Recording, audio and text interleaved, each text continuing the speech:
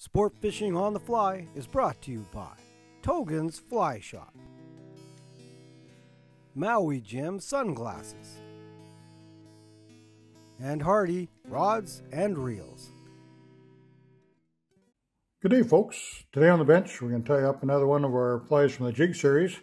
This is just simply the Little Brown, a fly that I got years ago from Moral Stout, and the materials, and didn't look like much of a fly, but it's a very successful little bug when the mayflies are happening. So I just put this basically on a jig hook. I'll just go over that for you there again, and if you haven't caught the other video, this one bears repeating. So I'm going to be using Togens number 16 jig hook.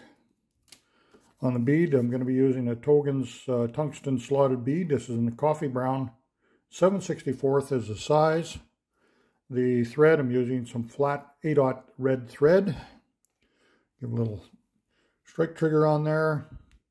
The tailing material, I'm using some of these hackles in the back here off the top. We'll get the nice collars here at the bottom. These will make nice tailing material for you.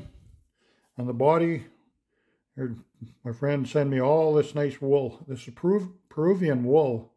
It's kind of a buggier wool, and you can find a lot of these cool materials here and there, but I'll give you the number of it if you can find it. I don't know if you can or not, but that's the number, the lot number, and the die lot number.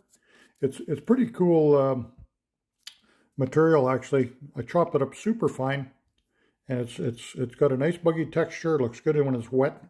It's got lots of different colors in there. There's some reds and a little bit of yellows. There's probably about 4 or 5 colors in there, and works really, really well. And also for the rib on this fly, I'm going to be using some Uni-Mylar. This is the number 16, the copper blue. It's got blue on one side and copper on the other. Makes a nice Mylar body. So let's get a hook in the vise. Try to match what's going on. We get our tail tied on there. It can be a little longer tail. It's good. I'll come in here with a little of the Mylar. Now we're going to tie this blue side up, because it has 2 colors, blue on one side and copper on the other. Tie blue side up, and then when I wrap it, it'll become copper. Put a 1/2 inch on there. Come in here with my blend. It might come off a little lumpy or buggy, but that's good. The fibers are very, very short. Make sure when you do these kind of blends that you make sure the fibers are very short.